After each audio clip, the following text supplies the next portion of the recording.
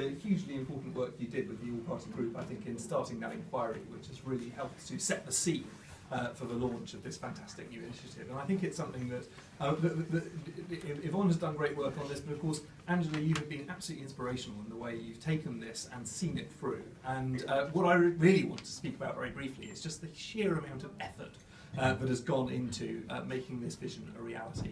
And it's very easy in this place for people to look at a problem and say something must be done. And all too often, members of Parliament will look at a problem and say, this is terrible, something must be done about it, and then go and pull the wrong lever. And they will achieve something, but not necessarily what they set out to achieve. And we see unintended consequences of government action or inaction every day, under every government of every colour in this place. And sometimes issues are so serious and so deep-rooted that MPs of different parties have to get together, have to work together, have to challenge the established political consensus.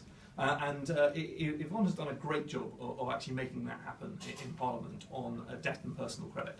And I remember some of the debates and some of the conversations we were having early in the last Parliament when we had the whole campaign around payday loans and very high cost credit. And many people who just accepted the established political consensus that nothing can be done. Yes, it's terrible. Yes, we don't like it. But if you do anything, it'll cause more harm than good, and you will just drive people into the hands of the illegal sector. And it took a number of us coming together from the backbenches across different parties to actually change the minds of our own frontbenches and to change the political weather on that one. But it also took real alternatives emerging and a rise of new technologies.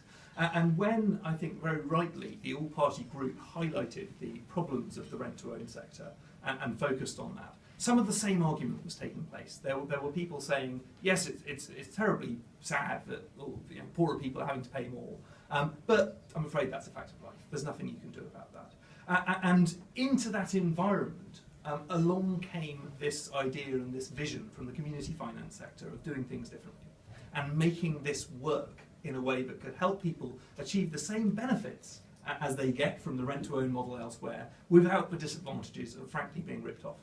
I think the all-party group pinned down some of those aspects of the business model which are particularly objectionable. The upselling, the charging a fortune for insurance, the marketing something as cheap when it is absolutely the opposite. But again, MPs were faced with what to do about this. You could very easily legislate and ban it and then deny thousands of people, potentially millions of people, the household goods they absolutely needed. And we were talking earlier about the situation where someone moves into a new social home and that social home is empty. And they need a lot of help. And I know in my own constituency that there are some great charities that help many people in those circumstances, and the CAB does great work in those circumstances. But actually, all parties agree that fundamentally in this space we want to be able to put people in a position where we can help people to help themselves. And I think what's tremendously exciting about what you've done with Fair For You and what all of the people involved, that long list of funders, of backers, of people who brought the technology to play, of Whirlpool and so many who've contributed to this, is you are helping people to help themselves.